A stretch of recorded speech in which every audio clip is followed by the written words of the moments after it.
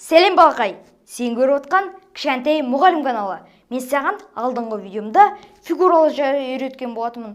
Ал бүгін сызықтар жайлы үйренгің келе ме? Олай болса, менің видеомды үзбей көр. Ал мен бастаймын.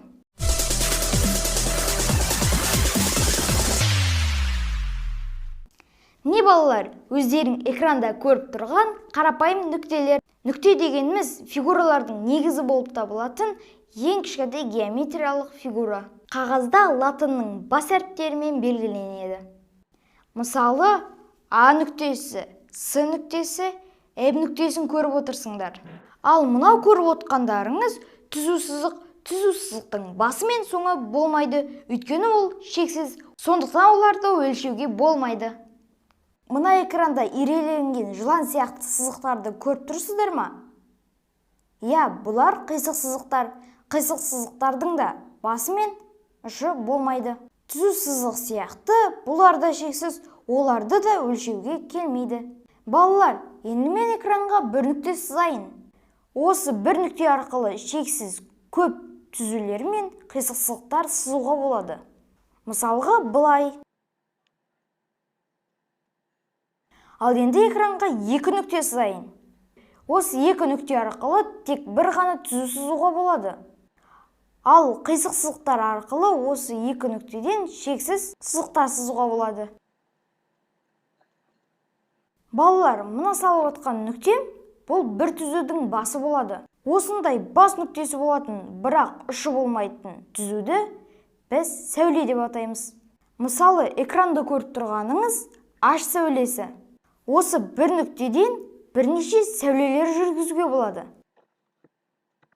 Ал енді балалар, түзудің басы мен ұшы мынандай штрихтармен немесе нүктелермен белгіленсе, оларды кесінді деп атаймыз. Ал кесінділерді сызғышпен өлшеуге болады. Балалар, кесінділерді бас әріппен белгілейміз. Экранда көріп тұрғандарыңыздай А, Б кесіндісі және де С, Д кесіндісі деп белгілейміз. Балалар, мына экранда көріп тұрғандарыңыз сынық сызық деп аталады. Ал егер де ұштары қосылмаған болса, бұндайды тұйық емес сынық сызық деп атаймыз. Балалар, сендер енді осы тұйық емес деген сызықтарды жақсылап түсіну үшін мен сендерге компьютердегі сурет салу қосымшасы арқылы түсіндірейін. Ол үшін мен бағдарламада сынық сызықты салып көрсетейін. Бірақ бұл сынық сызықтың ұштарын біріктірейін. Ал енді осының ішін бояйтын болсам, тек қана іші боялады. Міне, байқадыңыздар ма, сырты боялған жоқ. Міне, осындай ұштары қосылған сынық сызықты тұйық сызық деп атаймыз. Ал енді осындай сынық сызықты ұштарын қоспай сызып көрейін.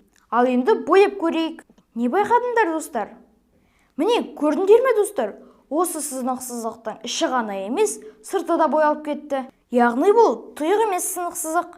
Ал енді тура осындай мысалды қисық сызықпен көрейікші, балалар. Мінекей, мен қисық сызықты ұштарын қоспай сызып көрейін. Ал енді бояп көрейікші. Мәссаған, сырты да боялып кетті ғой мынаны. Яғни бұл қандай сызық? Я, бұл тұйық емес қисық сызық. Енді түсініп келе жатыңдар ба, балалар? Енді қисық сызығымызды тұйықтап көрейікші. Ол үшін біз қисық сызықты қосқан кезде бас мен ұшын біріктіреміз. Ал енді бояп көрсек, қалай ойлайсыңдар, балалар? Іші бояла ма, әлде сырты бірге қосылып бояла ма?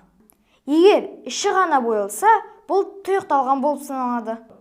Ал егер де сырты да боялып кетсе, ол тұйықталмаған болып саналады. Ал енді бояп көрейік. Мінекей, балалар, іші ғана боялыпты. Олай болса, бұны біз тұйық қисық сызық деп атаймыз.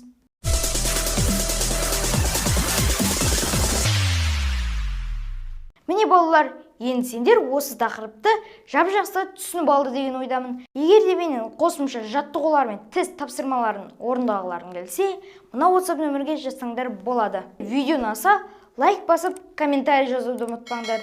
Достарыңмен бөлісіп, каналға жазылып кетіңдер. Келесі видеомда кездескенше сау болып тұрыңдар.